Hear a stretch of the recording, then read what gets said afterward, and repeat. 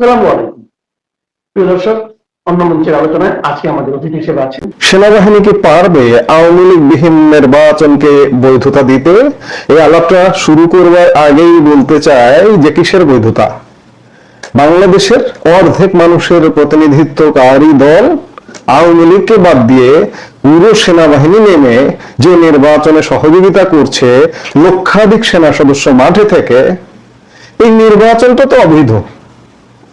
আজকে যে বড় বড় জেনারেলরা, আওয়ামী লীগ যখন 2009 সালে ক্ষমতায় আসেন, তখন এই জেনারেলরা ম্যাক্সিমাম মেজর ছিলেন, ক্যাপ্টেন মেজর, লেফটেন্যান্ট কর্নেলও মনে হয় 2009 সালে তারা ছিলেন না। এই যে 16 বছরে মেজর থেকে লেফটেন্যান্ট জেনারেল, জেনারেল পর্যন্ত হলেন, মেজর জেনারেল হলেন, মুখে জয় বাংলা, আওয়ামী বন্দনা করে কিন্তু হয়েছেন। আজকে সেই জেনারেলদের নেতৃত্বের বাংলাদেশ, এই যে সরকারটা, এই সরকারটা হচ্ছে সেনা সমর্থিত সরকার। আমি বারবার বলি যে সেনাবাহিনী যদি বলে আজকে রাস্তা মাপো, ইউনুস রাস্তা মাপতে 5 মিনিট সময় লাগবে না। সেই সেনাবাহিনী সহযোগিতা করে অর্ধেক বাংলাদেশকে বঞ্চিত রেখে একটা নির্বাচন করছে। কিন্তু এই নির্বাচন বৈধতা কি দিতে পারবে? দেশে কি শান্তি আনলো? আনলো না। অশান্তির আগুনে দাউ দাউ করে জ্বলিয়ে দিল। ইউনুস চলে যাবে বা চলে যাওয়ার একটা ভিন্ন রূপ হবে, কিন্তু যেটি আসবে সেটি বাংলাদেশকে শান্ত করতে পারবে না এবং এই নির্বাচনকে বৈধতা দিতে পারবে না। 12 ফেব্রুয়ারি বাংলাদেশের ইতিহাসে আরেকটি গুরুত্বপূর্ণ দিন। সামনে ত্রয়োদশ জাতীয় সংসদ নির্বাচন, কিন্তু এই নির্বাচন নিয়ে জনমনে প্রশ্নের পাহাড়। দেশের অন্যতম প্রধান রাজনৈতিক দল আওয়ামী লীগকে ছাড়াই আয়োজিত হতে যাচ্ছে এই ভোট। ঠিক এই পরিস্থিতিতেই দৈনিক মনির বার্তা একটি অত্যন্ত গুরুত্বপূর্ণ প্রতিবেদন প্রকাশ করেছে আজকে, যার শিরোনাম সেনাবাহিনীর পেশাদারত্বের উপরেই গণতন্ত্রের উত্তরণ। শিরোনামটাও নিঃসন্দেহে হাস্যকর। সেনাবাহিনীর পেশাদারত্বে একতরফা নির্বাচন করে গণতন্ত্রের উত্তরণ কিভাবে হয়? আমি অন্ততপক্ষে বুঝি না বাংলাদেশের একজন নাগরিক হিসেবে।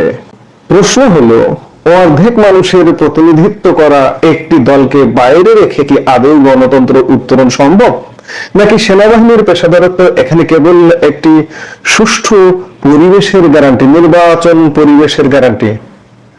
এখানে এই জায়গাটাতে ফুল স্টপ দিলে চলবে না। শুধু নির্বাচন পরিবেশ নয়, আজকে 2024 অগাস্ট থেকে আজকে 1.5 বছর পর্যন্ত বাংলাদেশের যে দায়, এই দায় সেনাবাহিনীকে নিতে হবে।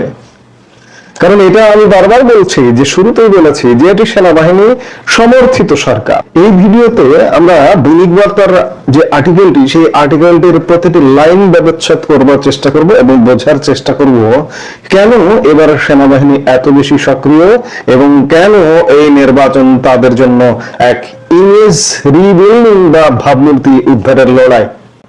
বিভিন্ন গণমাধ্যম সহ আজকের দৈনিক বার্তার প্রতিবেদনও বলছে যে এবার 9,70,000-এর বেশি আইন শৃঙ্খলা রক্ষাকারী বাহিনী মাঠে থাকছে। এর মধ্যে সেনাবাহিনী একাই থাকছে 1,03,000। কেন এই বিশাল মোতায়েন? এবং আজকে থেকে, আজ 8 ফেব্রুয়ারি থেকে 7 দিন, নির্বাচনের পরেও 3 দিন মাঠে থাকবে সেনাবাহিনী, মানে নির্বাচনী দায়িত্বে মাঠে থাকছে 28 ফেব্রুয়ারি পর্যন্ত, ম্যাজিস্ট্রেসি পাওয়ার সহ। দৈনিক বার্তার প্রতিবেদনে স্পষ্ট বলা হয়েছে, এবার কেন্দ্র দখল, জোরপূর্বক ভোট দেওয়া এবং সহিংসতা রোধে সেনাবাহিনীকে ইনএইড টু সিভিল পাওয়ারের আওতায় বিশেষ ক্ষমতা দেওয়া হয়েছে। সবচেয়ে বড় পরিবর্তনটা কোথায় জানেন? 2008 সালে আওয়ামী লীগ ক্ষমতায় আসার পর আরপিও সংশোধন করে সশস্ত্র বাহিনীকে আইন প্রয়োগকারী সংস্থার সংজ্ঞা থেকে বাদ দেওয়া হয়েছিল। বর্তমান অন্তর্বর্তী সরকার সেই ক্ষমতা আবার ফিরিয়ে দিয়েছে, অর্থাৎ সেনাবাহিনী এবার কেবল টহল দেবে না, প্রয়োজনে আইন অনুযায়ী বল প্রয়োগ এবং ব্যবস্থা নেওয়ার সরাসরি ক্ষমতা রাখে। আর্টিকেলটি একটি অত্যন্ত সাহসী আলোচনা করেছে সেনাবাহিনীর গত 4টি নির্বাচনের ভূমিকা নিয়ে। 2014 সালে 153 আসনে বিনা প্রতিদ্বন্দ্বিতায় জয় একটা কলঙ্কজনক অধ্যায় ছিল। তৎকালীন সেনাপ্রধান জেনারেল ইকবাল করিম ভুইয়া দাবি করেছেন তিনি সংবিধান মেনেছেন, কিন্তু ভোটার উপস্থিতি ছিল নগণ্য। 2018 সালে রাতের ভোট হিসেবে পরিচিত এই নির্বাচনে সেনাবাহিনী মাঠে থাকলেও অভিযোগ ছিল তারা ছিল মূলত নিষ্ক্রিয়। 2024 সালের একতরফা নির্বাচনে সেনাবাহিনী সরকারের প্রশাসনিক ব্যবস্থাপনাকে সচল রাখতে সহায়তা করেছে বলে বিশ্লেষকদের দাবি। বণিক বার্তা এই ইতিহাসগুলো মনে করিয়ে দিয়ে বলছে, এবারের 12 ফেব্রুয়ারি নির্বাচন সেনাবাহিনীর জন্য একটি রিহ্যাবিলিটেশন মোমেন্ট বা পুনর্বাসন মুহূর্ত। তারা কি গত 3টি নির্বাচনের বিতর্কিত ছায়া থেকে বেরিয়ে আসতে পারবে?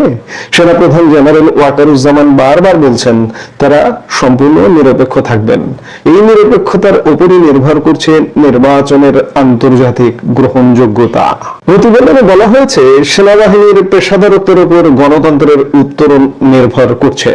কিন্তু আওয়ামী লীগের মতো বড় দল প্রধান দলকে বাইরে রেখে কি গণতন্ত্র পূর্ণতা পায়? রাজনৈতিক বিশ্লেষকরা বলছেন গণতন্ত্রের উত্তরণ কেবল ভোটের দিনের শান্তির উপর নির্ভর করে না, এটি একটি দীর্ঘ প্রক্রিয়া।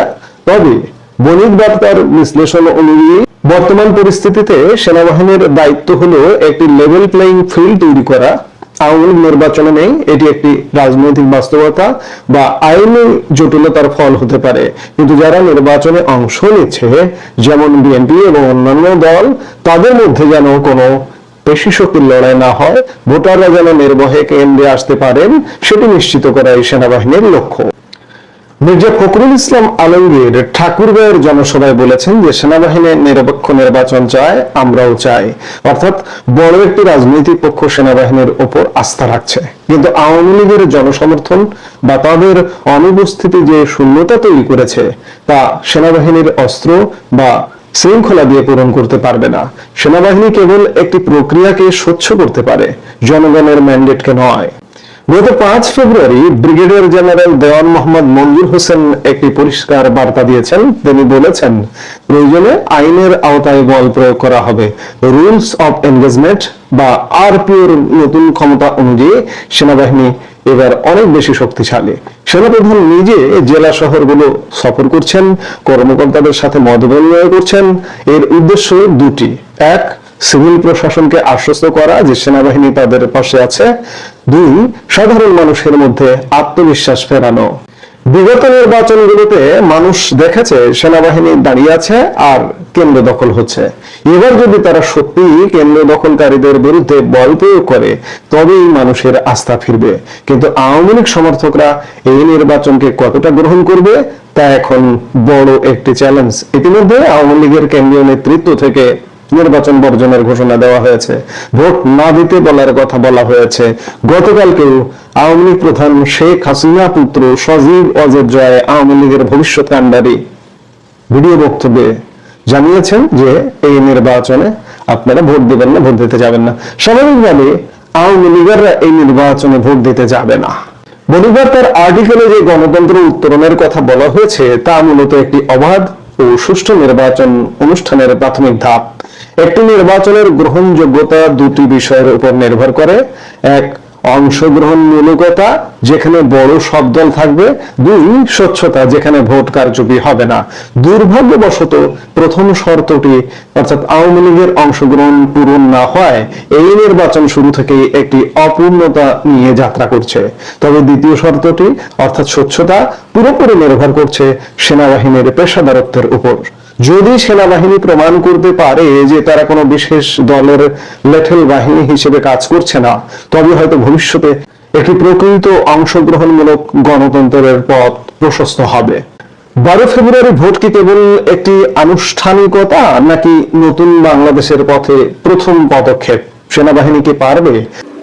নির্বাচনকে ঘিরে বিশেষ ব্লুপ্রিন্ট নিয়ে কোন কোন শক্তি পূর্ণোদ্যমের সামনে এগিয়ে চলেছে এবং এই ইলেকশনে যে যথেষ্ট পরিমাণ ইলেকশন ইঞ্জিনিয়ারিং ঘটানো হবে, তা মোটামুটি সাধারণ মানুষের অনেকেই নিশ্চিত। পাশাপাশি এটি এখন এতটা আলোচনা হচ্ছে যে বাংলাদেশে কোনো কোনো গণমাধ্যমে তার সম্পাদকীয়তে উঠে আসছে, পরোক্ষ প্রত্যক্ষ ইঙ্গিত জানান দিচ্ছে আমাদের সামনে। তারই ধারাবাহিকতায় ভারতের অন্যতম প্রভাবশালী বাংলা দৈনিক আনন্দবাজার, তারা জামাতে ইসলামীর বিশেষ কৌশল বা ব্লুপ্রিন্ট সম্পর্কে বেশ কিছু বিষয় তুলে এনেছে। তারা যেসব বিষয় মন্তব্য করেছে তা কতখানি বাস্তবতা নির্ভর এর সাথে সত্যতা কতখানি জড়িয়ে রয়েছে সেগুলো বিচার বিশ্লেষণের দায়িত্ব নিশ্চয়ই বাংলাদেশের মানুষের। আনন্দবাজার যা বলছে যে নির্দিষ্ট সংখ্যক আসনকে টার্গেট করে জামাতে ইসলামী ভোটারদের তথ্য সংগ্রহ করছে, ভোটের দিনের প্রস্তুতি, বিশেষ প্রস্তুতি তারা নিয়ে রেখেছে, প্রশাসনকে তারা কিভাবে ধীরে ধীরে কবজায় নিয়েছে এবং বিশেষ একটি বাহিনীর বিশেষ একটি অংশ ভোটের দিন জামাতকে কিভাবে সহযোগিতা করবে তাও এখানে উল্লেখ করা হয়েছে। ভোটারদের যেভাবে টার্গেট করা হচ্ছে তা সম্পর্কে এখানে বলা হচ্ছে যে জামাতের পুরুষ ও মহিলা কর্মীরা সারা দেশে বিশেষ করে গ্রামীণ এলাকাগুলোতে বাড়ি বাড়ি প্রচার চালাচ্ছেন। সেটা তাড়াতেই পারেন, এটি তো বৈধ বিষয়, তাই না? কিন্তু তারা যদি বলছে যে জামাত ইসলামের কর্মীরা গরিব এবং সাধারণ ভোটারদের জাতীয় পরিচয়পত্র নম্বর এবং মোবাইল ফোন নম্বর সংগ্রহ করছেন, নিশ্চয়ই এই সংক্রান্ত একটি ভিডিও এর মধ্যে বাংলাদেশে ভাইরাল হয়েছে, আপনারা নিশ্চয়ই দেখেছেন, এবং তারা কোন দলের রাজনৈতিক কর্মী নিশ্চয়ই সেটিও আমরা লক্ষ্য করেছি। এবং এখানে বলা হচ্ছে যে ভোটারদের প্রভাবিত করে নিজেদের দিকে ভোট করাতেই এইসব তথ্য সংগ্রহ করা হচ্ছে।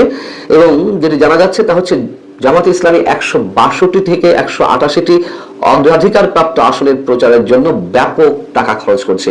এবং ভোটার স্থানান্তর সেটি আমরা এর মধ্যে জানি, বিএনপির পক্ষ থেকে এইসব বিষয়ে কোনো বিষয়ে অভিযোগ করা হয়েছে নির্বাচন কমিশনে। অর্থাৎ এক এলাকায় দেখা যাচ্ছে জামাতে 20,000 ভোটার আছে, কিন্তু সেখানে নিশ্চিতভাবে পরাজয় হবে, কিন্তু অন্য কোনো এলাকায় জামাত 15-20,000 ভোটের ব্যবধানে হেরে যাচ্ছে, ওই 20,000 ভোটারকে তারা সেই এলাকায় স্থানান্তর করছে। অর্থ খরচ বিষয় যেটি বলা হচ্ছে যে প্রতিটি আসনে জামাত 50 থেকে 100 কোটি টাকা পর্যন্ত খরচের টার্গেট নিয়েছে এবং শরিক দলগুলোর প্রচার খরচেরও বড় অংশ তারা বহন করছে। ভোটের দিনের প্রস্তুতি সম্পর্কে বলা হচ্ছে ভোটের দিন ভোর থেকেই বিপুল সংখ্যক জামাত কর্মীরা ভোট কেন্দ্রের লাইনে দাঁড়িয়ে পড়তে পারেন, যাতে ভোট গ্রহণ প্রক্রিয়া মন্থর হয়, ধীর হয়, এবং এতে করে বিএনপির সমর্থকেরা যাতে ভোট দিতে না পারেন, লাইনে ঢুকতে না পারেন। এবং আমরা নিশ্চয় জানি যে এবার ভোট গ্রহণের সময় 1 ঘন্টা বাড়ানো হয়েছে, যেহেতু একই সঙ্গে গণভোট এবং জাতীয় সংসদ নির্বাচনের ভোট। কিন্তু একজন ভোটারের জন্য 2.5 মিনিট থেকে 4 মিনিট 4.5 মিনিট পর্যন্ত রাখতে পারে। সেই হিসাবে এর আগে আমি হিসেব কষে দেখিয়েছি যে অর্ধেক সংখ্যক ভোটার হয়তো ভোট দিতে পারবেন যে সময় সারা দেশে। সেই বিষয়টি এখানে ইঙ্গিত করা হয়েছে। প্রশাসনকে কিভাবে কবজায় নিল জামাত, এই প্রসঙ্গে আমি আমার ব্যক্তিগত ধারণা আপনাদের সামনে পোষণ করে এসেছি। এখানে আনন্দবাজার যেটি বলছে প্রশাসনের গুরুত্বপূর্ণ পদগুলোতে তাদের সমমনোভাবাপন্ন ব্যক্তিদের বসাতে সক্ষম হয়েছে। ভোট কেন্দ্রগুলোতে নিরাপত্তার দায়িত্বে থাকবেন আনসার ভিডিপি সদস্যরা। অনেকের অভিযোগ প্রতিটি কেন্দ্রে অন্তত 15 জন জামাত শিবির কর্মীকে নিরাপত্তার দায়িত্বে রাখার বিষয়টি কৌশলগতভাবে নিশ্চিত করা হয়েছে। পাশাপাশি পুলিশের ডিসি, এসপি, উপজেলা নির্বাহী কর্মকর্তা ও থানার ওসি পদোন্নতিতে জামাতপন্থীদের উপস্থিতির কথাও শোনা যাচ্ছে।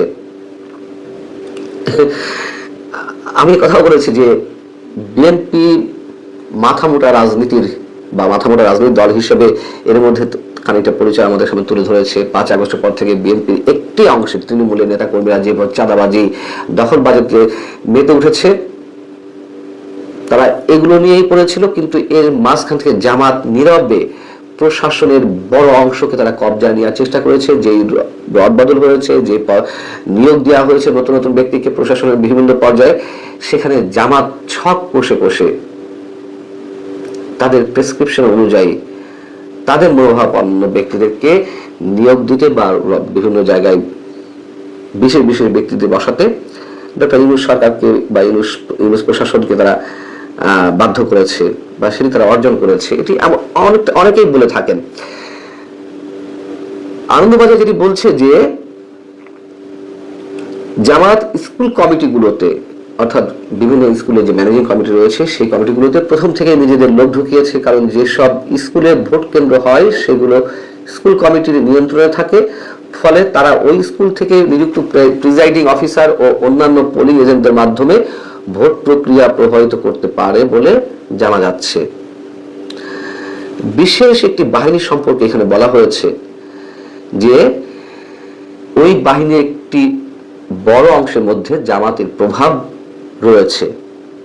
এই বাহিনীর যশোর এবং রংপুর এলাকার শীর্ষ কর্তারা সাধারণ ভোটারদের জামাতকে ভোট দিতে বলেছেন।